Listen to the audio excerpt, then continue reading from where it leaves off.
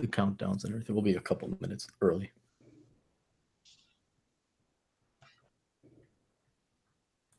You guys can talk, you don't have to, Okay. Just because we're starting down doesn't mean you have to. There's no 9, 5, 3, 4, 3, 2, 1, and then there's this great rocket launch. It just is. It just goes. So. How you doing, Ann? I'm a little sleepy. I was feeling nauseated, so I took this stuff for my stomach, and that's making me feel sleepy. So if I fall asleep, don't take it personally. Was the stuff Jack Daniels or something, or what? No, it was bona fide stomach medicine, but it seems to have made me sleepy. Oh, okay, good. Okay, we got Chad, Dr. David Paradin. We got 15 viewers already. Wonderful. Dang it, hang on. Go ahead, hang on. I'll be back in a second. I got it. There it is. Never mind. I found it. So I had my notes here. But yeah, it looks like we got everybody from Wisconsin except Chad. He thinks he's better than us. Well, I'm going to Wisconsin on Thursday. Does that make me part of the club? No, it absolutely does not. No, you have to be brought up in Wisconsin to truly understand. And I know everybody says that about their state, but it's you don't realize how weird it is until you leave it and you start looking back and you're like, oh yeah, that is kind of fucked up, isn't it? Yeah, it is kind of weird. And then you start, not that you loathe it, but then you're ashamed to admit that you're from there. Yeah. Well, Clary, what if my old Schnuck pumpkins went to college there? Do I at least get extra credit for that? Or? I don't know if we let you out of the box of shame for dating her as long as you have. I think you need some more penitence or something. You must do several Hail Marys and full of grace. Which Madison, of course, right? She went to Madison? Yeah, Madison. Okay. Yeah, okay, that doesn't surprise me because she was a communist wreck. Yeah, by the way, I went there too. Where they built Bascom Hall by leveling Indian Mound. So yeah. Can I tell you all a quick funny story? She told me one time that she was with friends in undergrad and they were driving around during her senior year, and she asked one of them, "Hey, what's that big amphitheater over there? I've never seen it before." And the response was, "That's the football stadium." Amphitheater? Holy shit. Wait, was she going to school? This was in the first day? Yeah, that's no, this was her last year. Okay, she had been there 3 years and change, and she never saw the football stadium? Yeah. Or never went to a game was what I was guessing. Plus, it's been it's a historical landmark. It's been there since 1863 as a military training ground. But yeah, wait, okay. The old one or the ones where the Badgers play? Well, the Badgers play here. Same deal. You know that, Christ. You grew up in Wisconsin. I didn't go to Madison. I zipped past it on the interstate. Look, unless you have a reason to go to Madison, you bypass it. Everybody knows this, though. No, wait. Okay. I watched the Badger game on the TV, not by choice, but because it's there and it's what's shoved in front of my face at the sports bar. And there's like this, it seats what, 60, 70,000 people? It seats 81,000 people. All right, so back in the 1800s, they built an amphitheater that seated 80,000 people, or did they build upon, like Soldier Field, where they built upon the original structure? They built upon the original structure, but I'm saying the history is that site was used for training in the Civil War, and also there was a Confederate prison there. So, I mean, you would have heard about this probably. They mentioned it during shows. Oh, but yeah, this presupposes I'm watching the game or the pre-post game show. They always talk about the soldier that got shot in the nuts by accident. That always, every episode. On what? On your podcast? No, on the Badgers. But okay, again, this assumes I'm watching sports ball. So if you have no interest in the Badgers or sports ball at all, you'd have to it's kind of forgivable. I knew there was a stadium at UW-Madison. I saw it on the television. Well, you sound like you're defending her. No, hang on. You're the one that let's think this through. I got a postcard. I'll mail it to you. Let's think this through. All right. Chad Elkins dated a girl, and this is how smart she is, who went to the college for 3.5 years and finally noticed this massive structure that seats 80,000 people. Right.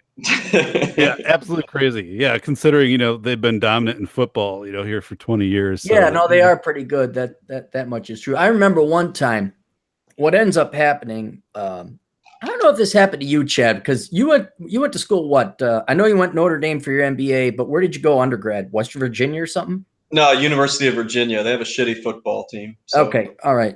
Well, what ended up happening is because of reciprocity rules and laws between Wisconsin and Minnesota, pretty much each state would just swap each other's kids when they graduated from high school because everyone wanted to get out of Minnesota, they go to Wisconsin. Everyone wanted to get out of Wisconsin, they go to Minnesota. And I don't know what the experience is going to UW-Madison or Eau Claire or Stout or wherever you happen to go, but I do know the experience when you went to the University of Minnesota. You would realize the architecture suck. Minnesotans are backstabbing, passive-aggressive assholes that all need to be drowned in the Mississippi River or St. Croix, your pick. We'll grant them that. And you have absolutely no school pride whatsoever in college because you're thinking like, oh yeah, I'm going to go cheer for the team. If there was ever a chance that Cappy would have gone and watched the game, it would have been, first couple of months of my freshman year. You got homecoming and all this. And then when you realize like, wow, this state and especially this city really sucks and the people are a bunch of assholes. Everyone in Wisconsin turns on Minnesota. So I remember very clearly there was a border battle. I think, what do we fight over? The axe? Is that what it is? Yeah, Paul Bunyan's axe. We fight over Paul Bunyan's axe. And so the Badgers came to Minnesota. And just to show you what a lack of school pride the Gophers have, is we're taking the buses, and even the kids who are University of Minnesota students, keep in mind, this is like 2 months into the deal. It's just a sea of red and white. There's no maroon and gold, just Badger colors as far as the eye can see. You get into what was then the Metrodome, and it's just a sea of red and white. The Badgers win the coin toss. Gophers kick off, and the Badgers proceed to do a 99-yard field goal return. And the place went nuts. And I'm like, yep, there is no reason to even have any pride or get involved in the sports or have school spirit. I'll just buckle down and get my degree and get the hell out of here. I have no response to that. No response. Yeah, I was thinking Chad might have like, oh yeah, what's happened in Virginia and those West Virginians with their 3 teeth came in. No. Even though the bad sports ball teams, there was always a lot of school spirit. I mean, so you did like there was no social activities like drinking before these games, tailgating or whatever. What, in Minnesota? Yeah, it's like 12 degrees below. That. Well, they do it. What would happen is I don't think there's so much tailgating as there was like pre-drinking at the dorms. And then you just have a shuttle take you across the Mississippi River and drop you off. Now, also keep in mind, I didn't drink until I was 21. Never had a drink until I was 21. So I was 18 at the time, maybe. Yeah, still 18 at the time. So I didn't really like, oh, let's go. The only reason I went is because the girlfriend I had at the time, she wanted to go. I'm like, okay, we'll go. But there wasn't a lot of tailgating now that I think about it.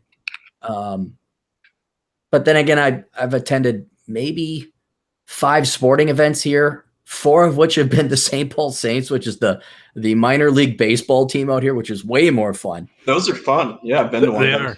Hey, anyone been up to Wade Stadium up in Duluth to watch a game?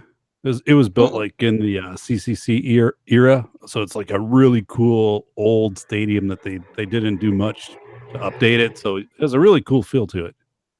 No, what's the team name up there? Oh, Christ. The Duluth Huskies. And they play in the North League. So actually they play teams like the Madison Mallards and, like the big Winnipeg, teams. whatevers. And the Winnipeg, Nut Hammers and stuff like that. But it's a cool place. Yeah, because they've done no maintenance on it since the 30s. I mean, literally no. It could be like a league of your own. Remember that movie with, what the hell was it, Tom Hanks? I try not to remember. Gina Davis? So the excitement of whether you might fall through your seat or not? Well, yeah, every time there's a foul ball, and then it seemed like pigeons would get caught in the net, like that was in front. Like that was, I mean, I'm like, how the hell there's like 4 or 5 birds trying to like, and nobody's responding to this at all. Like, like the grounds crew or whatever. I'm like, hey, this is, not just, it's kind of distracting the game. Like, just what's the deal here? But yeah, and then we were there once. It rained like an inch, and the whole damn field flooded. And then they took these squeegees. They had like a crew, and they're trying to squeegee the water off the field. I'm like, who in the hell? By hand? Yeah, I'm like, and then it would just come back because they'd squeegee it over to a hill, and then I'm like, damn it. I could come down and help you guys. I could at least give a few tips, like squeegee it toward the part that goes downhill into the parking lot. But I'm not part of this operation, so I'm just gonna sit up here and enjoy my Bud Light.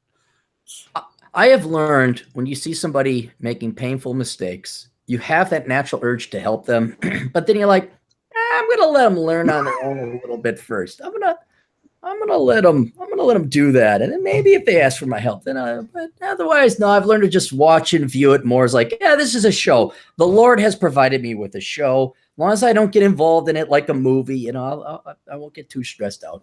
Oh man. Well, thank you guys for joining. For everyone listening, I gotta do the updates and explain what the hell is going on. I was originally intending on doing this on my old Asshole Consulting Aaron Clary channel, and then I got a coveted strike against me for a video titled, "Yes, your girlfriend is fucking another guy." Now, you would think the strike would have come out because of cursing or vulgarity, or because the picture was a hand-drawn, not porn.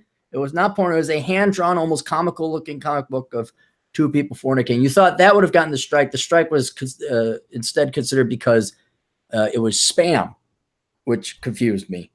And so I was thinking like, okay, the algorithm is whacked.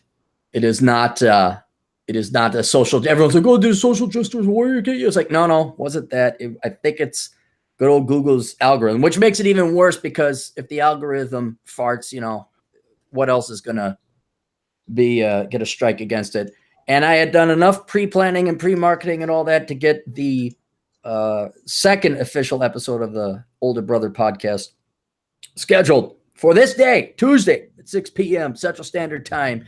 And then the day before yesterday, they decide to cancel. And if you get one strike, you can't do live streaming. That's about the only thing that really happens. And so we had rushed and created another channel. And many thanks to everybody listening out there, including many of you guys on the panel who did the retweets and everything. We got over 1,000 subscribers in under 24 hours. And the account was approved for live streaming. And so now we can actually do it and met the time goal. And so I'm glad that you guys could make it. I want to thank everybody who shared and spread the good word, because we're still live. Now we got Michael Kingswood. How are you? Are you there? Is anyone there? Did I lose everybody? Safety Doc's here. Okay, we're good. I'm here. Okay, good. He's old. Michael Kingswood is old. He's my age. Well, wait. I think everybody here. Older than you. Chad's, yeah, that's right. Wait, Ann's older than me.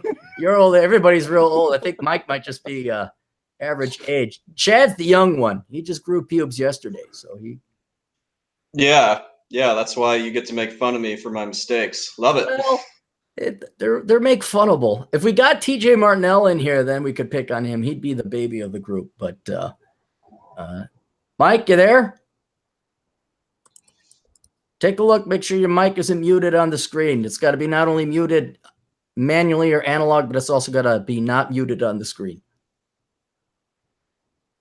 He's only like a super engineer, formal naval commander. He'll figure it out. So,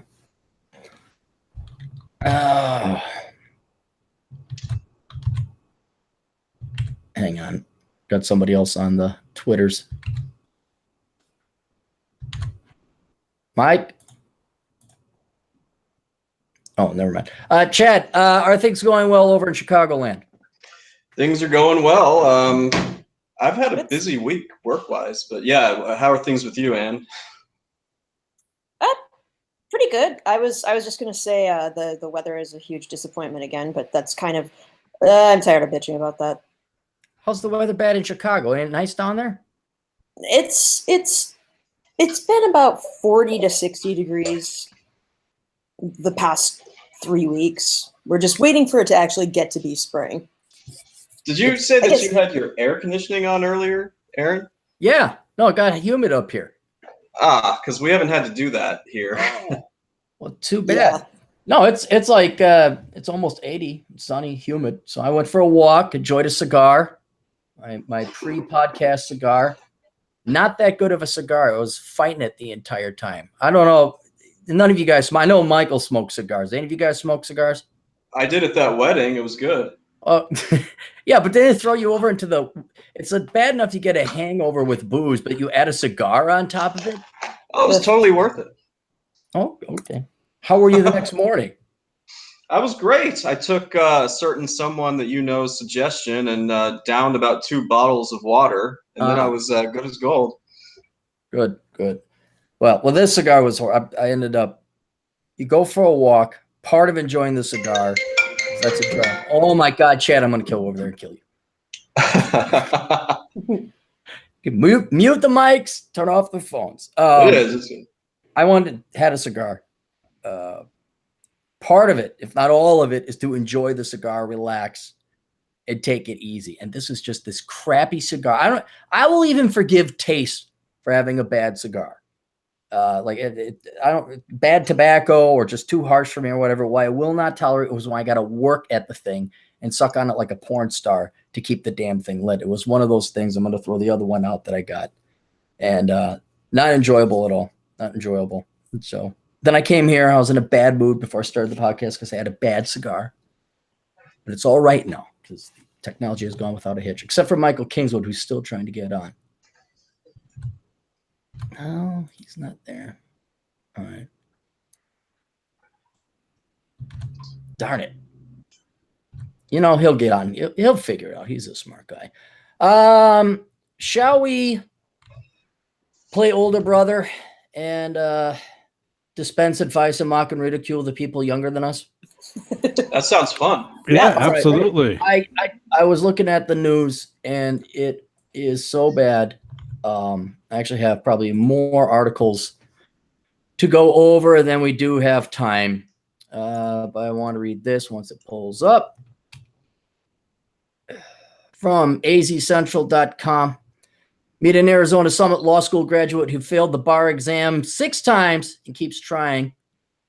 Samuel Goldstein is determined to become an attorney. The 2013 graduate of Arizona Summit. This is 5 years ago now. He graduated 5 years ago at the prestigious Arizona Summit Law School, which I don't even know if it's still in business anymore. Has failed the bar exam 6 times, 5 times as his home state of California, which has one of the highest cut scores in the nation. He flew to Illinois in February to take the exam because he heard it was easier to pass there. He needed a score of 266 out of 400 to pass. He fell short with 239 points, he said. After a while, would you even consent to having your story told on the internets? Yeah, why would you want anyone to know about this? Like, the news outlet had to find out about this somehow, right? Like, was it his parents that finally complained to them? Or did he go, you know what? I failed the bar exam 6 times. Would you please write about me so that maybe somebody will give me a job as a lawyer? He looks to be the type that does it. I don't know if you guys go to the website. You could look him up, Samuel Goldstein. It's like, dude, what? If you can't even take care of your body that much, what are you going to do trying to pass the law exam or the bar? What? 33 years old. The years-long struggle has been draining for the 33-year-old. It's kind of like torturing yourself, said Goldstein, who has amassed $285,000 in student loan debt. Oh my God. Yikes. You think it's going to someday, people are going to wake up, they're going to turn around like, the internet, it kind of tells people what the mainstream media won't. This will certainly get out. People will tell them about hey, you know what? Let me ask you guys this. Let's say I said, I want you to buy something for $285,000. Do you think you might do a little bit of, research before you bought this thing? Tiny bit. I'd check Consumer Reports, yeah. Right. Yeah. Amazon review. Right. Yeah. You're gonna blow over $250,000 on stocks or investment. What's the dividend yield? What did it? No. And you guys, they all say, "Oh, you're picking on the millennials too much. You're really too." No, the picking on the millennials will continue until you shape up. until I stop seeing spectacularly stupid instances of, this is a guy with a grad degree. I think, wait, all you guys got grad degrees? Yeah. And Yeah. No, but I've gotten grad degrees for other people. Yeah. Counts. Well, you think you'd be smart, but no, apparently not. Goldstein is the extreme example. No, he's not extreme. He's not extreme. He's normal. He's standard.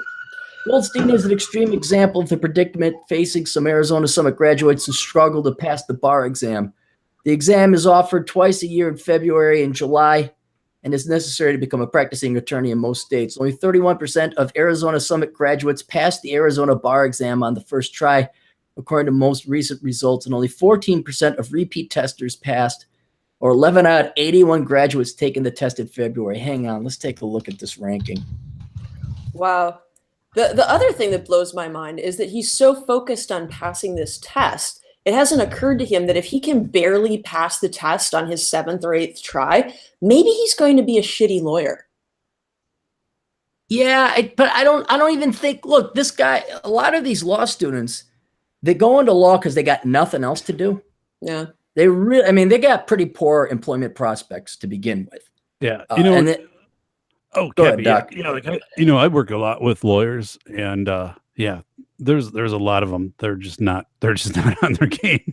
I'll kind of be like, maybe here's a different approach you want to take on this case, and they'll be like, oh yeah, we're going to refile. I'm like, I'm not the damn lawyer, you are. Christ. All right, here we go. I'm just on the Wikipedia to see if it was okay. Here we go. This is just a Pell Grant sponge. I don't know if you get Pell Grants for law school, but on March 27th, 2017, Arizona Summit was notified by the American Bar Association that the school had been placed on probation.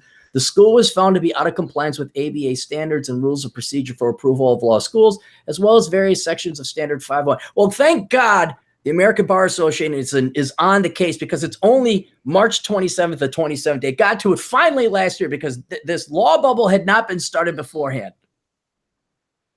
The ABA stated that the law school's admissions practices, academic program, and outcomes have resulted in the law school now being in a position where only immediate and substantial action can bring about sufficient change to put the law school on a realistic path back to being in compliance with the time allowed by the standards and rules of procedures. Arizona Summit became the second I heard about this Infi Law School. It's like a franchise. They're all part of this Infi Law School, larger corporate entity. Became the second Infi Law School to be placed on probation by the ABA. Charlotte School of Law was placed on probation in November of 2016. I believe another one down in Florida. Wow, so you can get away with this for quite some time. Is anyone else thinking what I'm thinking? You think we should start a law school? Yes. Sturzinger School of Law. Sturzinger School of Law. With Civilian Conservation Corps era stadium studies hosted by Dr. David Perodin. Damn it, don't you know that this was built in 1933? How can't you know that? We can host like 3,500 people in the stadium. And if like you a lecture hall, it's like an amphitheater down in Madison. Oh yeah, and if you charge every one of them $250,000, holy shit! Well, no, there's huge money. I mean, it's the liberal arts on steroids. Because, all right, what do you do with your master's degree in sociology or whatever else have you? You go and you go and get, maybe if you're lucky, a master's degree in it, you become an adjunct. And I mean, what did you make as an adjunct, Ann? What, $10, $15, $20 an hour? Probably less than that. Yeah, I mean, I made, I think 17, and that was 10 years ago. Yeah. Hang on, I want to look something up. But if you go into law, now it's law school. And law school has this pre-reputation that's going to be expensive. Oh, doctors and lawyers. Doctors and lawyers. Little do people realize lawyers have fallen off that prestigious pedestal, and now it's only doctors are the ones that are making the money. But then, you get some washed-up law graduates who graduated from the bumfuck you University of Law over at the strip mall with the painted crayon sign. Say, hey, Bob, School of Law. Charge $300 a credit. So at what point, though? So this guy's what, $285 in debt? So at what point do you have to like just keep going to try to get out of debt versus like cut your losses and then I don't know, recover by being like a, you know, deep sea fisherman up in Alaska or something, you know, where like 1/3 of the crew dies or something. I guess where does it come to this point where all of a sudden like you have no options in front of you? Like you're so damn far in debt that the only way you can go is forward more in debt. Or am I just like crazy with this? Something tells me this guy isn't capable of doing that math. Yeah, no, he certainly wasn't able to do that. But I think a lot of it has to do. I mean, you look at this guy, and he's older for a millennial, but he's still he looks soft. And I'm betting parents kind of bail him out. Oh, you can live at home, honey. You can Guy stay needs here. disaster fitness. Damn it. Yeah, I mean, look at his picture. Not to besmirch him anymore, because his life is hell. But this is not a guy I want representing me, even in traffic court. Is this linked anywhere? I don't know. Just search. Hang on. Let's. I'm all new to this. You know, Wait, the other part is that There this we guy, go. after he, you know, got hammered a couple of times on this, he could have hired somebody to, you know, to tutor him. I mean, that would have been a smart move. Take $5,000-$10,000 on someone who's like aced it and just have them get you through the damn test. Well, I don't even know if it would have mattered, because I found the Arizona Summit Law School down here in Phoenix, Arizona. It looks like it's downtown, and it looks like they just rented some office. No, and it doesn't look like they did rent some office space, because the hell if Infi Law Schools owns this building. It looks like it's a kind of a nicer, newer building. So, and based on the ranking and the Wikipedia entry, this is one of those tier 4 law schools that nobody hires from. Nobody. I mean, shoot, Chad, you went and got an MBA at a Notre Dame, reputable school. You still claim it's worthless. Well, I just think that it may not be completely worthless, but it's not nearly worth as much as everybody thought it would be or thinks it might be. So, or paid for. Yeah. Yeah. I was just looking at this. So this guy, this Sam Goldstein guy, went to a school that only has a 34.4% employment rate. God, why did you go there? Damn. Yeah, he did not look at the Amazon reviews. 20.1% bar pass rate too. Ouch! And his picture is wow. Yeah, that's tough. Yeah, not to say that physical looks is everything, but man, if you're 3 bills and you look like, I wasn't gonna say the Pillsbury Doughboy, but a really fat, ugly Stay Puft Marshmallow Man. Are those stretch marks on his head? I thought it was hair. I couldn't tell. It looks like his head expanded. I need a high resolution monitor. Wow. Oh, that's leftover hair that can't comb over, I guess. Oh, okay. It looks kind of red. I thought, wow, that's really rapid weight gain if you get stretch marks on the top of your head. Oh, hang on, guys. Okay, this is reminding me. So I'm looking at this Arizona Summit Law School. It reminds me of the school I used to teach at, which was just an outright rank scam school. I thought, oh, I get to teach economics. It'd be my passion. It'd be fun. And then also I realized what we were there for. We're just to get the government cheese. So it looks like it's part of like the Summit schools in general. And there's a picture of all this, the business and legal skills for healthcare professionals certificate. Yeah, that's useless. Well, yeah, but how many prefixes to a certificate? Legal and legal skills for healthcare professional certificate. Is that just what you take after your first 10 malpractice suits? Oh, no, this isn't the law school. This is like the healthcare program they have.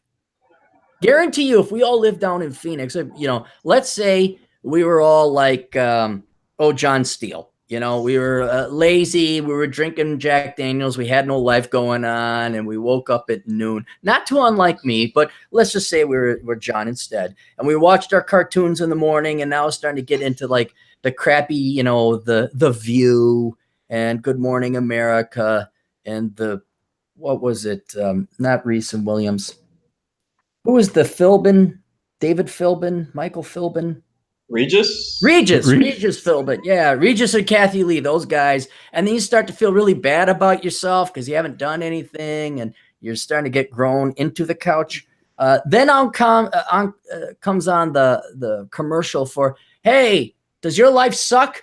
And that's basically what it is. Then why don't you get an exciting career at the Arizona Summit Law School? And I'm like, oh shit, what do I, hey, you don't even need a degree, or you need a degree from some crappy uncertified school you got online. And then, hey, you too can become a lawyer. And then they flash some pictures of a guy saying, "How dare you, sir?" in a court case, and they say, "Oh, I can do that. That's very exciting." And they watch a little Matlock that's conveniently on. That's the next show coming on. Boom, there you go. Summit Law School down in Arizona. They're discussing this. We should put it on before Matlock. Yeah, buy the ad time before Matlock. What would it cost? Because like Chad, you can teach because you have a master's, right? Is that how it works? Yeah, yeah, that's what here's how it used to work. I used to be able to teach with just a bachelor's. You didn't need a master's degree, which is just as well because I wasn't teaching shit anyway. But you need a master's to be like adjunct and make your $15 to $20 an hour. Doc, I think you're the only one here to actually be a I could be a 10-year professor. Prof. Yeah, right. And I have kind of a different rank with a university. I've been with 17 years, but yeah, that's not my full-time, job. But anyway. No, but if anything ever went south for any of us, I think Ann's idea is right. We all just start some law school, the Sturzinger School of Law. She owns it. She'd be the dean because you don't need to have a doctorate for that. I'd be admissions. I just let people in. Hey, you got money? Okay, come on in. And then I'll be financial aid. I'll handle that one. Yeah, you say, hey, does the government give you money? Okay, give it to us now. Oh, I almost guarantee you that the kids that, hey, let me ask you this. When you guys went to school, well, I took out loans, but I worked them off and put them in a CD that earned 6%. And you ever take out loans for school? Yeah, not huge ones though, because my school was reasonably priced, so it wasn't that big of a deal. Right. Plus, you went to school back in the 1930s. This is true. Which was low, right? And Doc, you went to Madison? I went to Madison, and I started out at a 2-year college close to where I lived. And my first semester, I think you could take 20 credits, and it was $700. So I lived at home and just drove over. Damn. Worked at 20 credits, $700. I got the receipt. Yeah. Yeah, and we had lockers, dude. We had lockers in the college. It was. Yeah, we had a lock. It was no different than high school. It was actually very, very good. You got to take a picture of that receipt. I've got the receipt. $700. Take a picture of it. We got to make a meme. Does it show the credits like $700 for 20 credits? I'd have to look. I've got it though. I mean, so yeah, I had a cheap, and then I worked. 30 hours, and then went to school. So I was doing that. Actually, like from little on, kind of like you talked about CDs. People don't believe this, but we lived next to a concrete factory when I was 10. Well, when I was growing up, when I was 10 years old, my brother was older. He worked over there and got me a job. And I didn't even have like a permit. You're supposed to get that permit, whatever the hell it is for kids to work. And they just paid me like in cash. Well, not in cash, but like just a check like that the owner wrote out. Uh-huh. So literally I'm like 10 years old stuffing insulation into concrete bricks and stuff, like dangerous as hell. I didn't even have safety glasses and stuff like that until I was like 14 down there. And I mean, it was all under the table type stuff. But yeah, I mean, taking CDs out, I took a CD out. I think it was like, maybe 15, 16 years old. And it was a bank that was paying back then, like 8%. And I wrote them a little letter. I'm like, I'd like to take a CD out. And I had to go to our local bank, the only place in town that had a photocopier, make a photocopy of my, social security card, send it with a check from my checking account, and they sent back the CD. I mean, that's just how it worked back then. But yeah, I was saving up money. I saved like everything that I had. So you got to get a picture of that, and we got to put it on the internet, and that will immediately become a meme because every young kid who's paying, what is it, $250 a credit now? Yeah, I'll have to cut out my social security number, which of course they put up on every thing that I did in college back then. Hey, here's your social security for your. I'm like, dudes. No. I had a friend that did that on his checks. I still have one of them, actually. I was so stupid. This is how stupid I was. I thought like maybe $6,000 was a lot, and I would go to the bank, make my deposit, and then they'd give me your receipt, and on the receipt, okay, here's the deposit amount, dot matrix printing, and then your bank account number for reference. And to impress girls at clubs or whatever, I would, all you got in this is before cell phones, you got to give the girl your number. The girl's going to give you her number. So you got to write it down. So you'd have some kind of piece of paper or whatever. I'm like, I'm going to use these bank receipts, and then she'll see how much money I have, and then she'll go out with me. And you're realizing your fucking bank number's on there, you idiot. Thankfully, I never was embezzled from, but I don't know what was more stupid, thinking that, this was a good idea, or thinking that girls thought $6,000 was a lot of money. I thought, oh yeah, $6,000. Girls. It was a lot of money back then, though. It was, but let's be honest, girls in their 20s are not gunning after a guy, even adjusted for inflation. Okay, let's say that's 10,000 adjusting for inflation. Oh, big whoop, you got 10,000 in your checking account. Though I almost guarantee you, back in the day, maybe it's gotten worse. I don't know. Anne could probably testify to this because she was a girl at one time. That the girls know darn well, what is good money. Like, oh yeah, he better make six figures, even at the age of 18, 19, 20. Well, actually, no one I knew had more than $200 to their name at any given time. So I guess it's dependent on social milieu. Because I would have thought $6,000 was are you some millionaire's son? Right, but you're not exactly, okay, no offense, but you weren't exactly hanging out with the engineering crowd either. I mean, you were in the liberal arts and just barely scraping by in college. I'm talking the party going girls. I don't think you would have ever ran into circles because you probably couldn't tolerate them. The hot chicks that we wanted to bang, those are the girls that we're talking about. Right. Guarantee you they knew what a brand new car was. They knew the latest BMW model. They were not gunning for the college student with his paltry $6,000. Yeah, I'm guessing that's probably accurate. Vincent, how you doing? I'm doing well. How's everyone else? Good. We got Michael Kingswood on here. Mike, is your audio finally working or what? No, it's not. We're gonna start a school, Vince. It's gonna be a law school. Why? Because we're gonna make a lot of money. We got a guy named something Goldstein who borrowed $285,000 to attend a Tier 4 law school.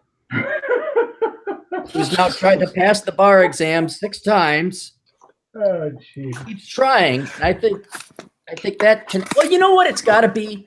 It's got to be that these people are so desperate they have nothing else that they will fork. I mean, what do you do? Let's say you graduate from college. You're already 45, 50 grand in debt.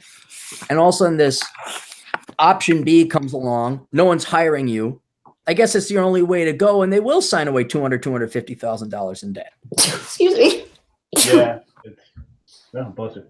Yeah, it seems like they're on that track and they can't see any way out of it. So they're just going to run with it. Yeah. All right. Well, you'll be in charge of marketing. That's fantastic. I love the fact that your name just says older. Yeah, they wanted me to say, put your name in here. And because many years ago, when I was trying to set up a YouTube account, almost like maybe 10 years ago, I don't know, it's been a while. Oh no, this is taken. No, that's taken. And then there was some with the registration and login, and I had burnt through all of my emails. And what I think happened is YouTube recorded them, says, oh no, that's taken, but we won't approve that account. Oh no, that's taken, it won't approve the account. So inevitably I had to create a separate email that I've since never used. And now just to keep it a completely separate entity, what I've done is my name is now Older, last name Brother. A completely separate email login and password. Wow. And it was a royal pain in the ass the past 24 hours getting this shit done. Seriously, the hoops you have to jump through. It reminded me of why, it's a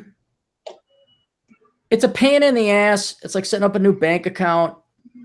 But it's not the worst thing ever, but it's just, this is the last fucking shit you want to do the day before your live stream is supposed to go. Oh, you get a strike against, you can't live stream. It's like, fuck. And it was almost a challenge to like, you know what? I want to beat Google at its game. I want to get another account up and running with enough subscribers to have it monetized, with enough subscribers to have a tailored URL, basically, so I'm only down 24 hours or less. And then I find out it's no longer based on subscriptions. Like, to get monetized, you have to have 4,000 viewing hours.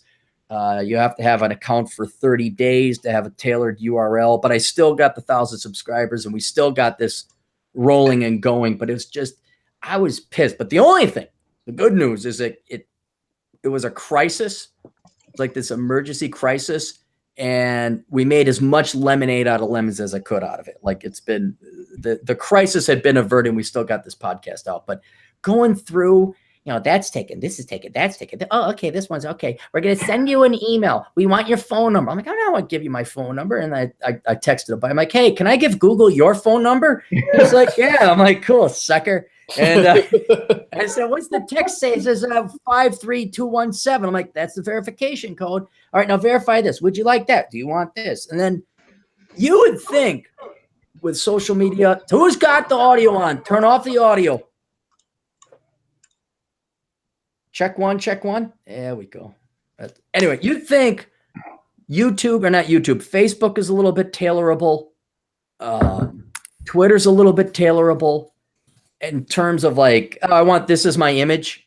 Or I want this as my background. 9 out of 10 times you just right click and it gives you option with your settings. Oh no, not YouTube. I'm looking up videos, instructional videos on how to change my image profile. Shit. Now, what's this thing with the strike against you? I don't know what happened.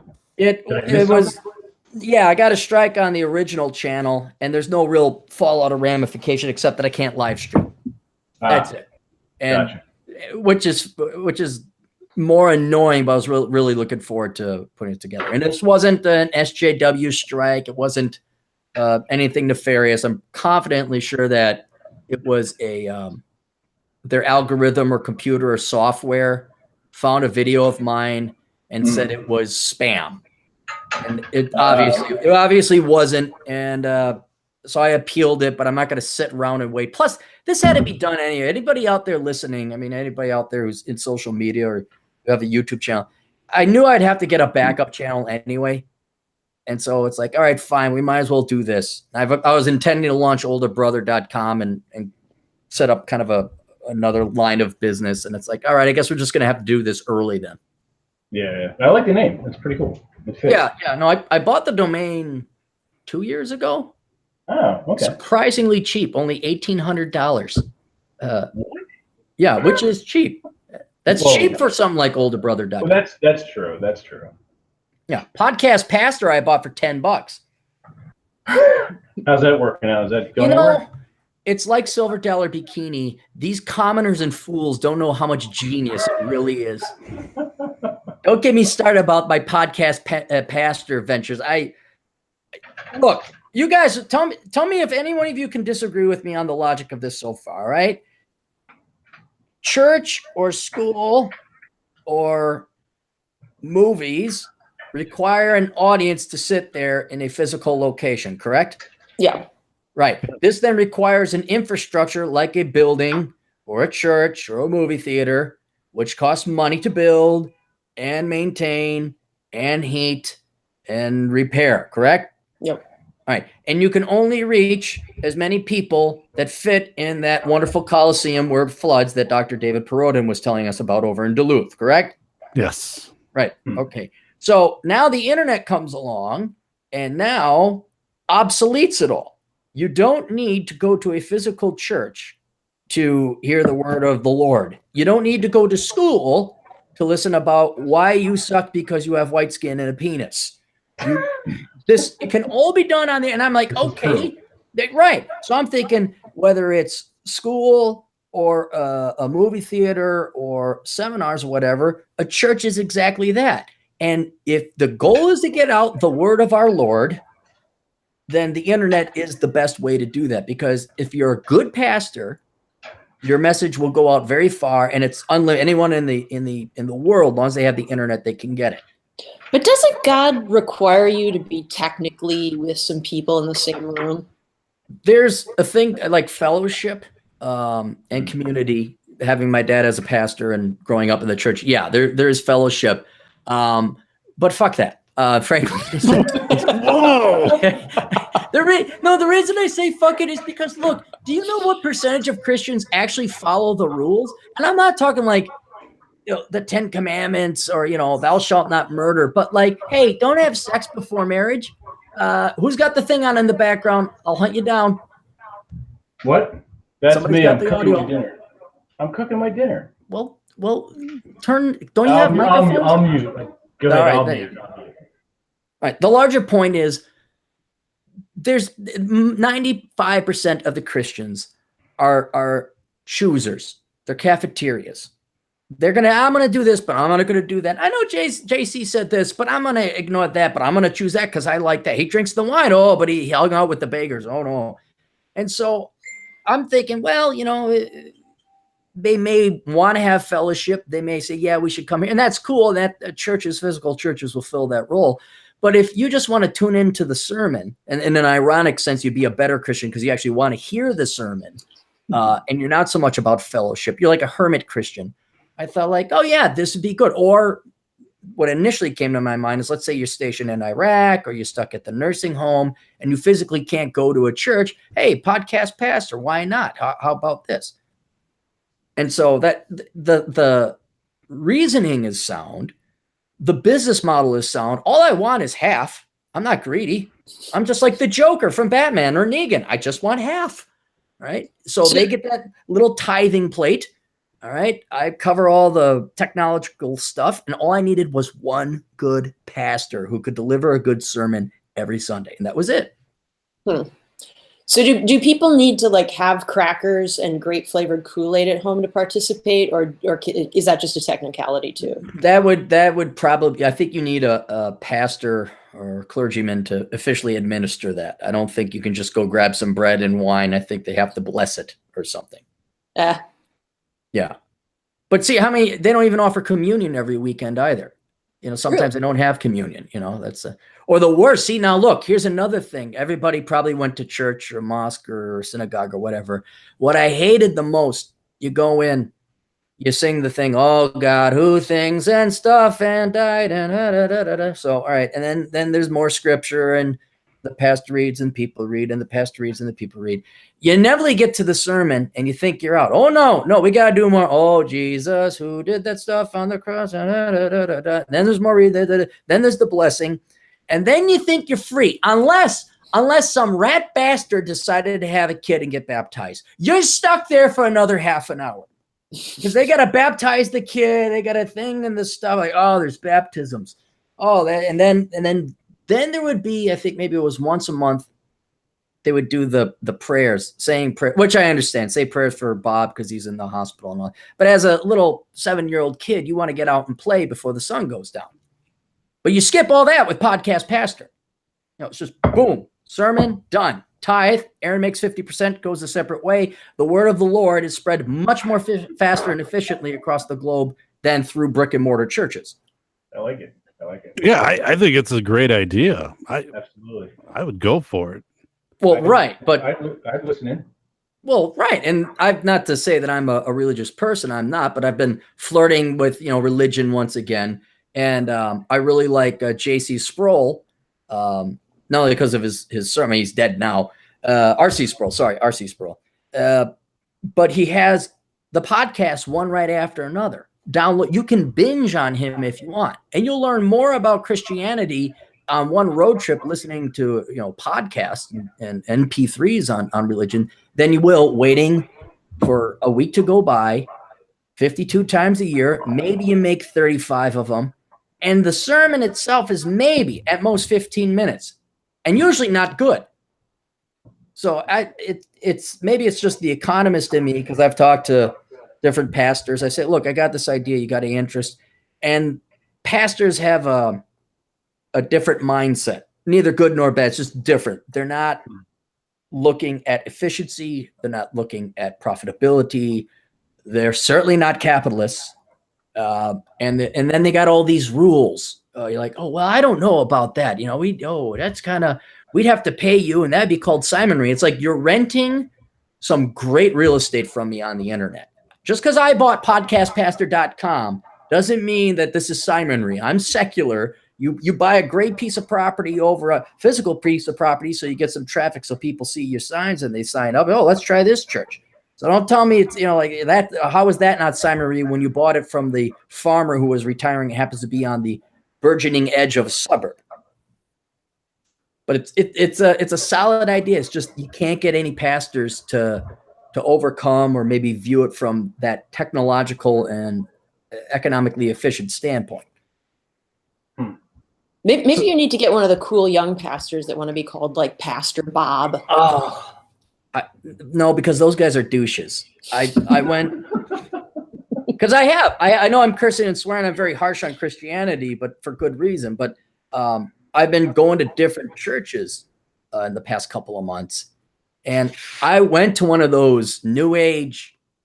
The first thing that tipped me off was when they were guiding traffic because there were so many people going to it. Yeah, and I was like, I don't want to go to a mega church. Didn't want to go to a mega church. I was looking, I'm like, where's the mega church?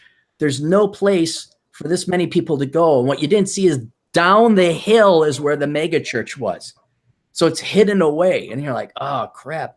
And so we walked in, and sure enough, Madison McMillennial with his plaid shirt and his guitar, acoustic guitar hung over. He's wearing sandals with socks. He's like, hey man, welcome to whatever the hell the church name was. I could remember it if it was.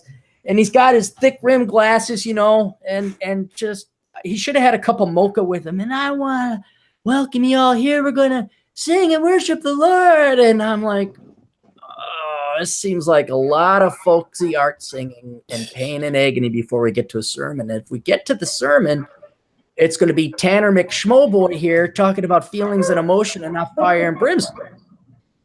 So, yeah, those are the ones. I don't want those. I don't want a millennial. I want an old retired Vietnam vet who's lost a finger or something and is angry. I would like him as podcast pastor, but platoon chaplain. A what? Platoon chaplain, former platoon chaplain. Yeah, I got a guy, a fan who actually is a chaplain in the military, and he's retiring. And he was stationed in Iraq. And I'm like, hey, there you go. If you're looking for something to do during retirement, I'll even cut you a deal. I'll only take 45%. But he did not. No, he's like, oh no, I want to retire, and so I'm kind of hoping maybe retirement doesn't bode well with him, and he comes back. But no, to answer your question there, Vince, it's gone horribly wrong. You are correct to laugh and mock at me. Well, yeah, but you have like a $10 investment in it, right? I mean, for now, it's just a holding place. Oh yeah, absolutely. Yeah, no, this is it's essentially not like you buy at ASU. It took $285,000. No. No, this is just, it's squatting basically, but I also had the idea, but there's a psychology and mindset among pastors. Like there's no, I don't want to say it's anti-religious, but they lack the foresight for opportunity, not opportunism, but the ability to look forward and have foresight. And maybe that's just what it is to think. If you're a true independent thinker, you're going to have some real issues with all the religions. You're going to say, well, what about this, prove that. So if you're a pastor, you're very statistically likely to be more conformist and not independent thinking or looking beyond or looking what's out there. You're looking for guidance, answers, and conformity. So maybe I'm just wrong. It's a really hard fishing hole to fish in to find some kind of independent, forward thinking, grizzled old Vietnam vet pastor. But yeah, it's just basically squatting is what I'm doing now. Any of you guys got like a fake chaplain degree from online? Maybe want to go? I was drunk at a party once, and someone ordained me the minister of the Universal Life Church or some such shit. I like it. Do you guys want to pick on some more millennials? Sure. Okay. This is Sure, Well, I'm in right. a bad mood. Why not? Yeah, let's pray for Michael Kingswood. He hasn't been able to get logged in yet. yeah, so- I keep seeing him coming on there. Lord, please, I feel bad please. for him. please. Let us say a prayer for Michael Kingswood, who cannot be with us today. He's stuck over in Philadelphia, where just hasn't been good luck for him, but through the word of God, he shall find out how to work his internet connections, his headphones, and his microphone. All right. New York man 30 is ordered to vacate parents' home after refusing to leave for months. And I couldn't. This came out, I think, 2 days ago. Anne, were you the one that sent this to me, or was it somebody else? It was somebody else. Someone sent it to. No, it was Erica Shanton Williams, of which you guys can watch her podcast. She sent this to me, and she asked me and Glendon Cameron if we thought it was real. I'm like, this is fake news. This is fake news. There's no way. Well, sure enough, here it is on Fox News and all the other places, and I'm like, oh, it is real. A 30-year-old man was outraged Tuesday when a judge ordered him to vacate his parents' home. The order came after a months-long effort by the couple to get him to leave their New York residence. Michael Rotundo appeared in court for 30 minutes Tuesday after his parents, Christina and Mark Rotundo, filed a petition in the Supreme Court. Because we didn't piss away enough. Shit. We didn't piss away enough of the taxpayers' resources on this, but we got to go to the Supreme Court Holy shit. of New York State, claiming they've had enough of their son living under the roof, Syracuse reported. State Supreme Court Judge Donald Greenwood tells 30-year-old Michael Rotundo that he must leave his parents' Camillus home. State Supreme Court Justice Donald Greenwood praised the son for doing his legal research and citing a common law requirement that required family members to give a 6-month notice before eviction. However, Greenwood called it a simple internet search and said the 6-month demand was outrageous. Michael, in turn, called the eviction order outrageous. He continued to slam the judge's order outside the courtroom, the report stated. Hey, somebody try and look up this Michael Rotundo guy. Let's see what he looks like. I found a photo of him already. He kind of looks like Jesus, like the I haven't cut my hair in 6 years look, with the beard and the facial hair and the little round John Lennon glasses. Okay, now I want to look it up myself. Hang on. Wow, first. Oh, wow, look at him. Holy shit. He is. He's got the glasses and the hair. Yeah. Suit he probably borrowed from his father. His dad doesn't know he's wearing it till he walks through the courtroom. Like, fuck, that's my suit. The eviction drama. Is even wearing my suit. Damn it. The eviction drama began on February 2nd when the parents left their first note saying Michael had 2 weeks to vacate his room at the family's Camillus home. Michael, after a decision with your mother, we have decided you must leave this house immediately. You have 14 days to vacate. How spineless are the freaking parents on this one? They left him a note, like in a fortune cookie. It's like, hey, Grace, this is an awesome. Whoa, what the fuck? I'm evicted? I'm not meeting. Didn't your old man just say, hey, get the hell out of the house? Man, They left him a note. I wish I could be a fly on the wall for the events building up to this. Holy shit. Well, I don't know about you guys, but you kind of knew your parents wanted you out. You know, like you could, okay, you're 18, but you still got to go to your senior semester, the second half of, and okay, you can stick around till summer, but by God, when school starts, you're going to get out, kid. And you had that look. I could see that, from my parents. I'm like, oh yeah, they want me out of here. I better just leave quietly and go battle it out on my own. Hey, John, you there? Yeah, I am. How am I coming in? Okay. Coming in great. You stayed at home till you were 30, right? Yeah, pretty much. The way I knew that, my mom wanted me out was she sublet my room. So that would have kind of solved this problem here. Wouldn't have been so dramatic. Just rent it out to somebody else. Like, that's what my mom did. So. Well, you left at 18, right? Even younger, I believe. Yeah. Well, I went away to school for a year, and then when I came back, my mother left. My mother moved out, and I got to keep the rent controlled apartment in New York, which was good, and then I got a roommate. Oh, really? Yeah, Like- so that was a good. She left when I kept the apartment. Okay, all right. I don't even know if it's necessarily that they don't mind paying, maybe, or like, we'll help you out. But yeah, I know if I had kids after 2 decades, I want them out of the house. Like, yeah, I want to start banging your mother again regularly, and I'll get the fuck out. Well, hey guys, finally on here. This seems to work now. Do you hear me? Hey, Mr. Kingswood of Michael Kingswood fame. How are you? Oh, I'm freaking annoyed. I use Brave for everything. But Oh, apparently Brave doesn't work for Google Hangouts, and it took me 20 minutes to figure it out. So I had to pull up, a different browser. Pulled up Safari. I don't use Chrome because screw Google. But yeah, so hey, good to see everybody. good to have you here. Welcome. But you stayed at home till 30, right? Who, me? Yeah. Yeah, no, man. I graduated high school, went away to Boston for school, and never came back. All right. 14, they wrote him a very nice note. We will take whatever actions are necessary to enforce this decision, except raising your kid right.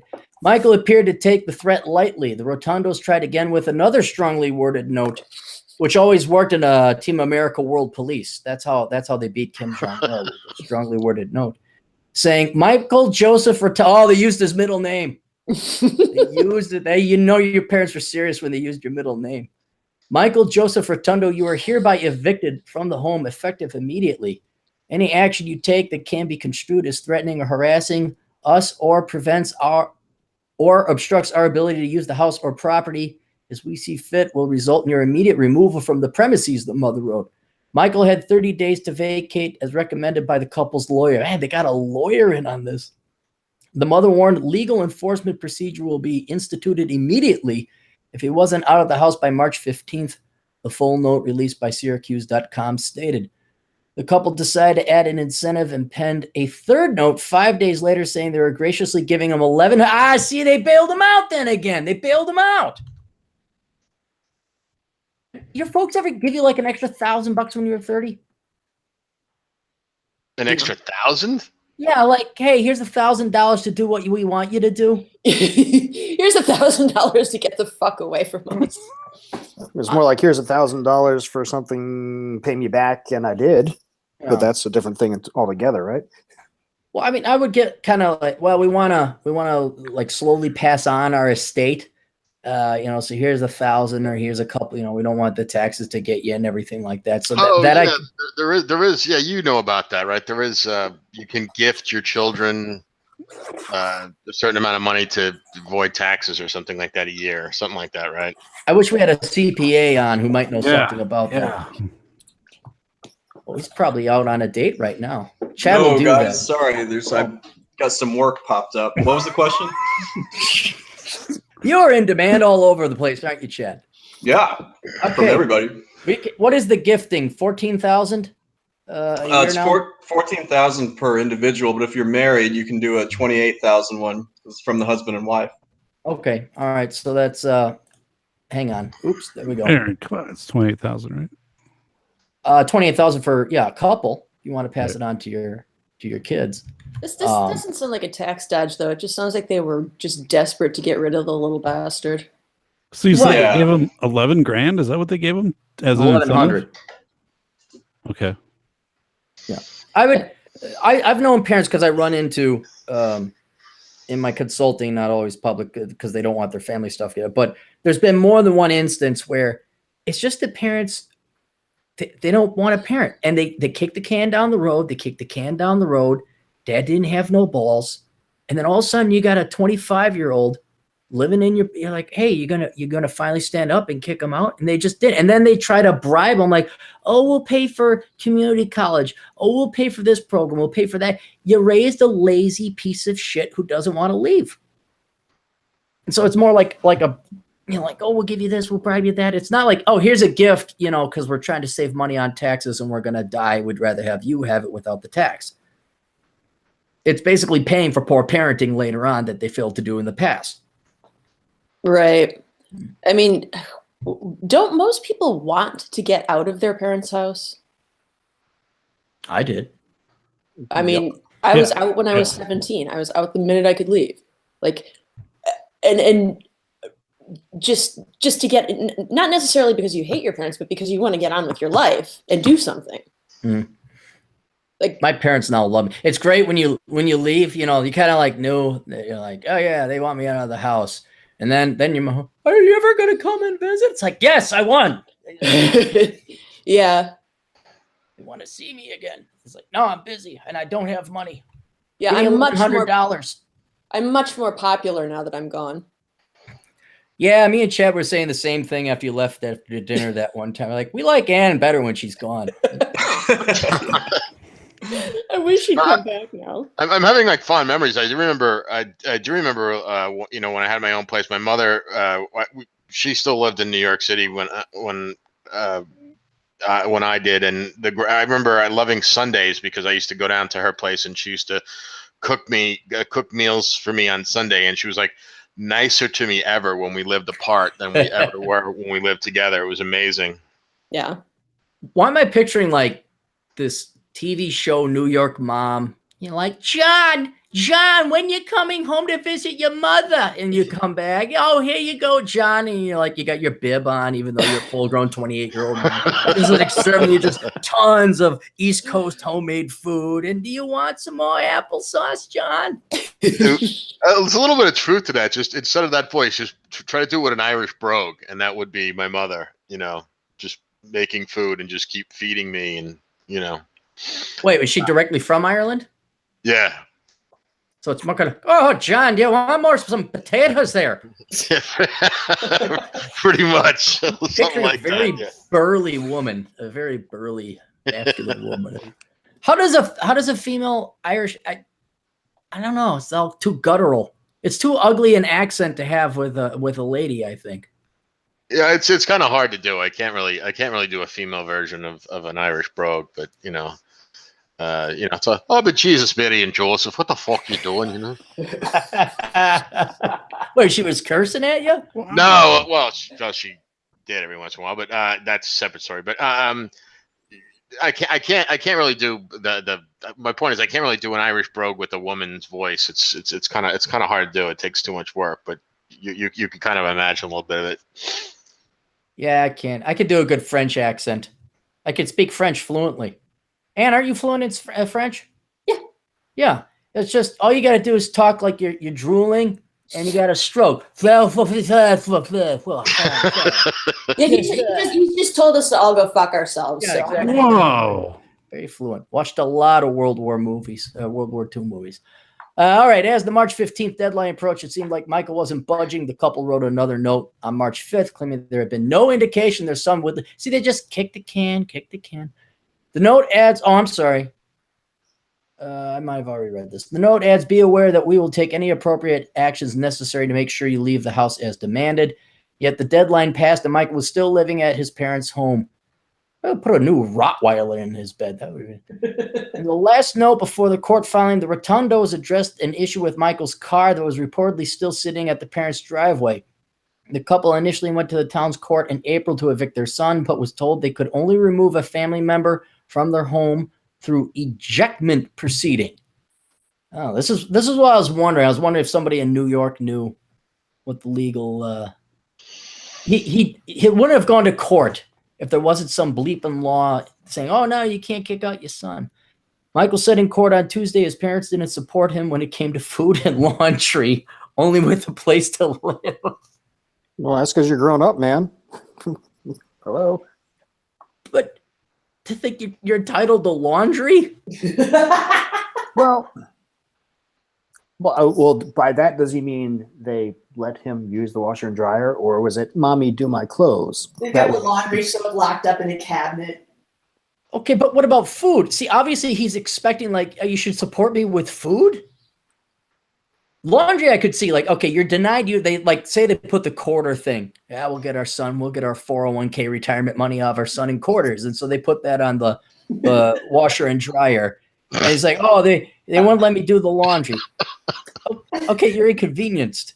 But then food, was he expecting, like, a cafeteria plan? He said he believed the judge didn't fully read the case and vowed to appeal the decision. Oh my God, this guy's a tick. He's not going to go anywhere. The parents' lawyer said the couple is hoping for a court order that the sheriff's deputies could enforce.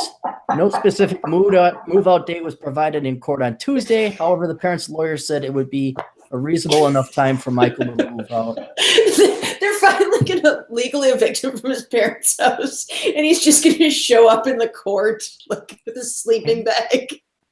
I think I got a picture of his the courtroom. Oh, he's got a nice car. They all got nicer cars than me. Just looking at the picture. It looks like he's got a Honda Accord. The judge will go home. He'll be sitting on his couch. Okay. I moved into your house now. How you doing? Hey, Judge. Oh, all right. Well, we've been going for about an hour now. Anybody got anything of interest or note? Anything anybody wants to chat about?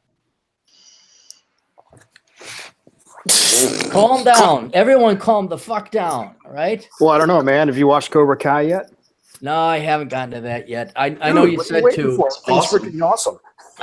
Yeah, that's what people were saying. I've heard nothing but good things about it and awesome things about it. Yeah, you know, it's funny you just said that. I'm shocked that was allowed to be made. I think it's amazing. I love that. Yeah. Cobra Kai. I tell you, I was reluctant because of the whole YouTube Red thing and paying for another subscription service and all that kind of thing.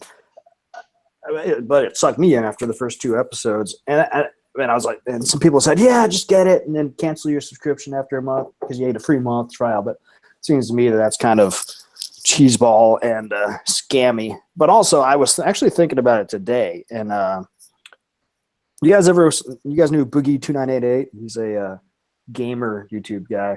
He's a nicest guy in the world. Big dude. Long story with him. Anyway, but he went to this YouTube creators summit thing in New York. And he had this little what I learned out of it thing. And he was just talking about all their the balance that YouTube's trying to walk between advertisers and the people who are creating stuff and the viewers, and everybody wants a little different things. So they're trying to juggle and figure out what the best balance is. And I got to thinking, it's like, something like this Red thing. Some of this demonetization and censorship that's happening is no doubt political just because, but I think a lot of it is probably not. It's more like just fear of losing revenue in general.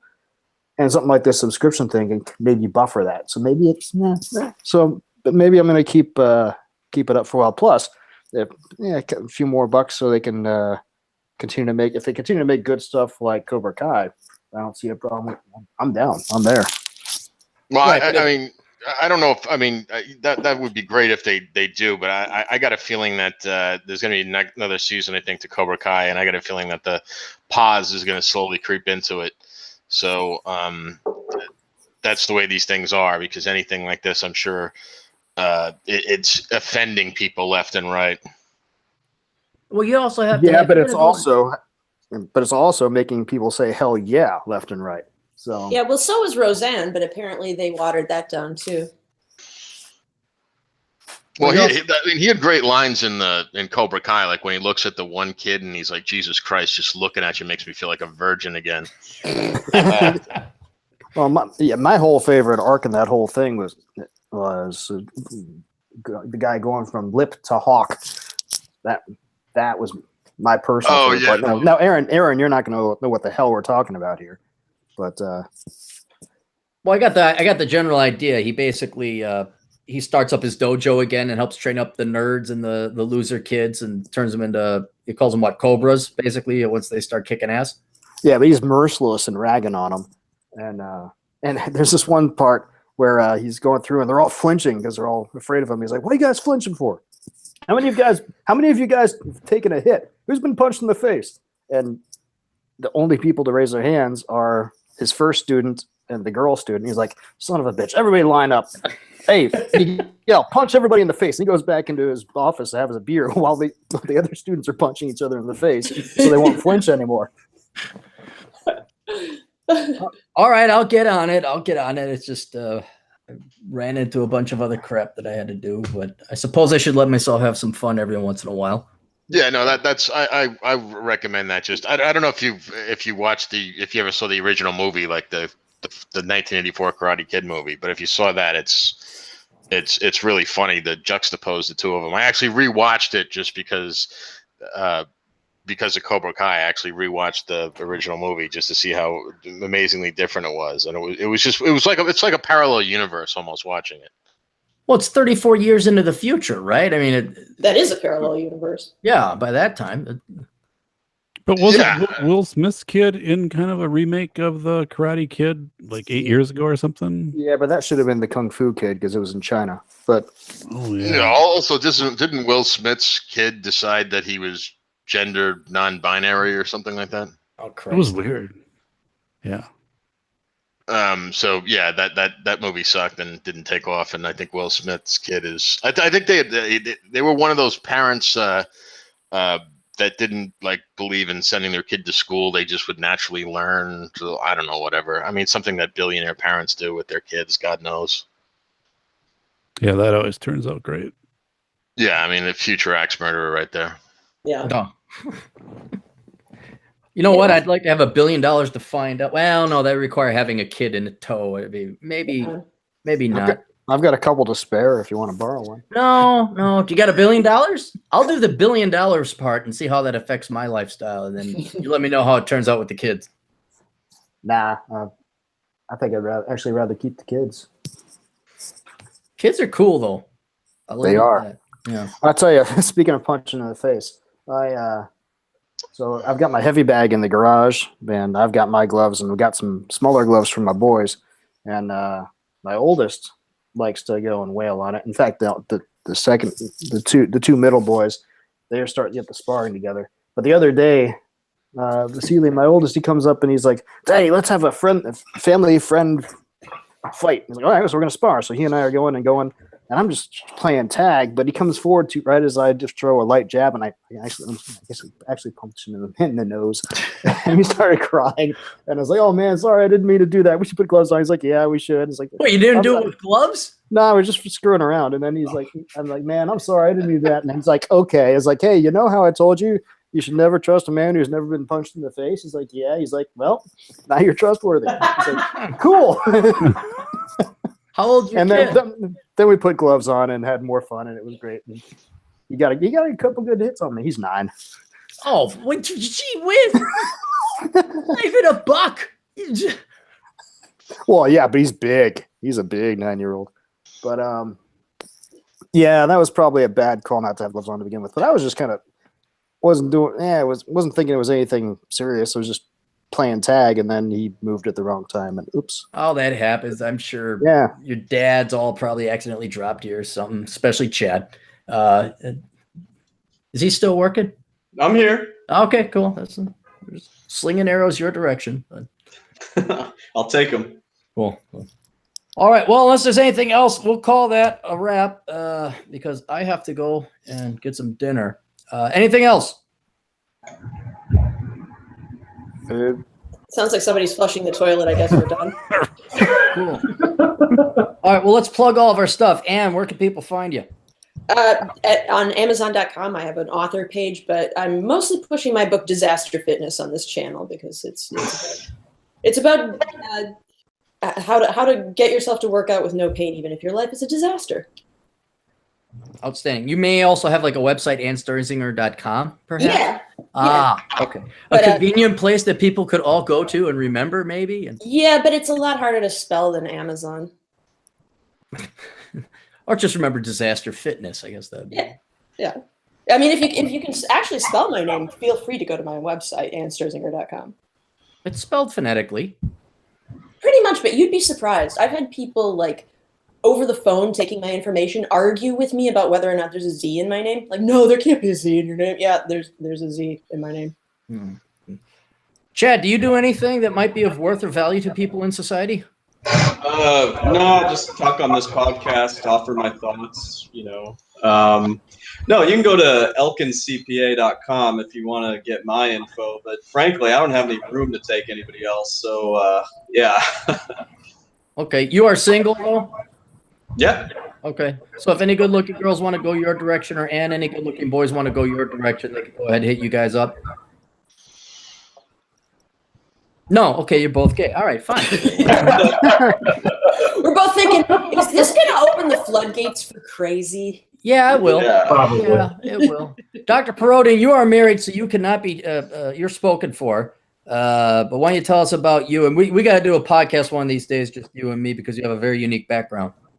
Yeah. Well, you can find me at safetyphd.com and safetyphd.com. I do a lot of stuff, consulting with companies, really about different safety type stuff. But probably the most interesting is doing a lot of expert witness work around the country, like wrongful death and stuff like that. So working with lawyers, helping them frame out their cases, putting together the expert witness report. So I actually have a case I got done on Halloween, literally like 3 minutes before I had to take my kids out trick-or-treating, and 17,000 pages of deposition I had to review. So I've got it all stored down in my house. But yeah, the other attorney kind of pulled a fast one. So literally I'm dressed like in a fucking Batman suit, like typing in front of a thing. Appropriate.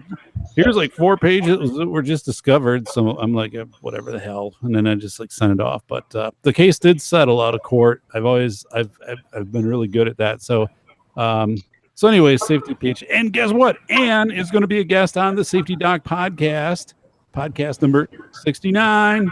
Yay! It says Wayne and Garth, but yeah. So I'm looking forward, and I'm thankful, and so got that lined up. But yeah, thanks, and enjoying it here, Aaron, in southern Wisconsin. You bailed. I'm holding out the fort. 44 degrees a couple nights ago, running with a fucking winter hat on and gloves. So yeah. Damn. Well, you're essentially, well, the reason I have you on, and I recommend your podcast, we'll delve into it later, but you basically are the foremost authority on safety in the country.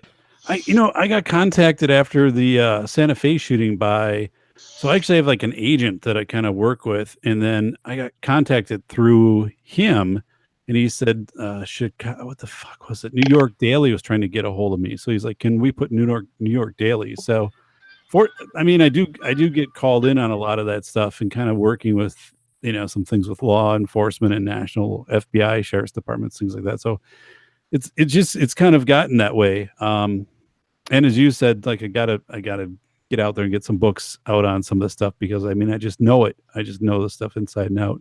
Well, that's the problem. I mean, none of us are losers, and we're all too darn busy with our other stuff. Like, to write a book is an endeavor. Well, plus you got kids. I mean, you got to deal with those kids too, I suppose. They might want to see their dad every once in a while. Yeah, Dad's going to be taking them to the alpaca farm in South Dakota. So yay for Dad on that one. Wait. Where's the alpaca farm? It's by goddamn Mount Rushmore. They found it on a map somewhere. There's an alpaca farm? I thought I knew the Black Hills like the back of my hand. There is. Yeah. You sound so excited about it, man. No. Yeah. And then we end up buying, my wife buys these balls. They're not actually alpaca testicles. They're like it's like a softball made of alpaca fur. And then you put this in the laundry, and apparently it makes the clothes turn out. But then there's all the stringy hair shit all over it. So it's like, I don't know. So dude, I'm sure they're going to sell that stuff, and we're going to deal. I would love to hang out with your family. They got, where's the alpaca balls, Dad? I'm like, oh, this is great. Oh, god damn it! It is it's not. I'm picking that stuff. People are like, what's on your shirt here? Holy shit! It wraps around and around the neck and over here, and I'm like, God. Okay, Judd Steele. I know in between slaying women and jet setting in your international Playboy lifestyle, what do you got going on? You could check me out on Twitter at John_Steele99. That's probably the quickest way to find me. I also have a YouTube channel, which you've been on, Cappy. I have. Are you doing regular podcasts now on that thing or no? I think I'm going to get back into it now that the bug's kind of bitten me to do it more, creates more content, and basically the theme of my channel is just interviewing, like I do. Like I did with you. So I kind of like to have people on and kind of give them the floor, and I just ask questions, like Ann's been on and you've been on, things like that. And I like it, that kind of format, interviewing people. So yeah, And have you had when's the last time? What's the most recent video you have up? Like a week you're ago? the a most month recent ago? one I have. Oh, I am. have Okay. uploaded. I Yeah. was wondering if I had to tune in again. So, all right, Michael Kingswood, you don't do anything, right? No, I just hang out. Cool. No. You can find me over at michaelkingswood.com. I think I like your moniker of that I'm the only non-communist sci-fi writer. I like that. But I like it too. 7 novels, and if you look on Amazon, you got almost 40 titles out there total. Wow. 7 novels, a lot of shorter stuff, and I'm always working on new stuff. I got a weekly podcast / YouTube thing called Storytime with Michael Kingswood, where I go and read excerpts from my stuff. And I also have, although I took some time off from that this week to sing Cobra Kai's praises, so that's good because it needed to be said. Got audiobooks, everything, so if anyone wants to check out cool books, you can find me on all the various ebook stores, Amazon, whatever. But I would rather that you go to my store at ssnstorytelling.com because that's my business, and I make 90 to 95% because I get paid through PayPal or Stripe or with cryptocurrency, and Amazon doesn't take their 30 to 70% cut. So that's might have to get on. Oh, and then we lost Vincent. Vincent, he's going to be right. Now he takes off, right? He's the last one we had to introduce. Hey, just a question. So, are people able to see our photos underneath, or can we only see those? Okay. Yeah, no, underneath. Only we can see the photos underneath. Maybe not. But when you speak, like your photo will go up into the center. Okay. So that's what people. All right, just to make this clear, so one of my sponsors was ISS 24/7, but it looks like it's ISIS in the background. So just to make it completely clear, the way that it cropped, yeah, I'm not affiliated with ISIS in any way. You don't fly out to Iraq and do safety on how to fire a rocket launcher? No, but I'm looking at it right now. I'm like, holy shit, that's a horrible. I got to change that picture out the way this is cropping. I don't think anyone mistook you for a member of ISIS. I think you're all right. I think you'll be okay. You won't get any hate mail, and the feds won't be knocking at your door anytime soon. Yeah, I hope not. I'm changing that out though after the show because it's absolutely ridiculous. All right, hang on. You know what? I hate doing this. Let me look up Vince's stuff so I can plug him for himself because he was kind enough. And get his. Oh, darn it. How many Vincent LaRosas are there? Good Lord. Let me try Vincent LaRosa. LaRosa or LaRusso? No, it's LaRosa. Okay, cool. He didn't get the joke, LaRusso. It's something with the LA Dodgers and the sports ball and the swingy stick. Okay, here we go. Jesus Christ, Jaron. What? The swingy stick? It's Karate Kid, man. It's the LaRosa? It's Tony LaRusso, dude. Oh, Tony LaRusso. Oh, sick. What Daniel? Whatever. Aaron grew up in a time of no sports. Aaron didn't have a radio until he was 14. Aaron is completely unaware of many things. I'm sorry, boombox. I should tape player is what I should say. We did have radios. All right, here is Vincent LaRosa. You can find him on Amazon.com. Has nothing to do with the LA Dodgers. His book is called Tesla and Malone's Lightning's Call, book 1, part of a series. And let me get to his Amazon page. Oh, that was it. Okay, yeah, he's got that one book out. So, and then is he coming back? No, he's gone. So, all right, that's it, guys. Thanks for having you for being on. We'll do this next week, same bad time, same bad channel, 6 p.m. Central Standard Time. You guys all, of course, all have standing invites, but don't feel compelled because I know you guys have jobs and careers and kids. Okay, thanks, Eric. Thank you very much, Aaron. All right, take care, guys.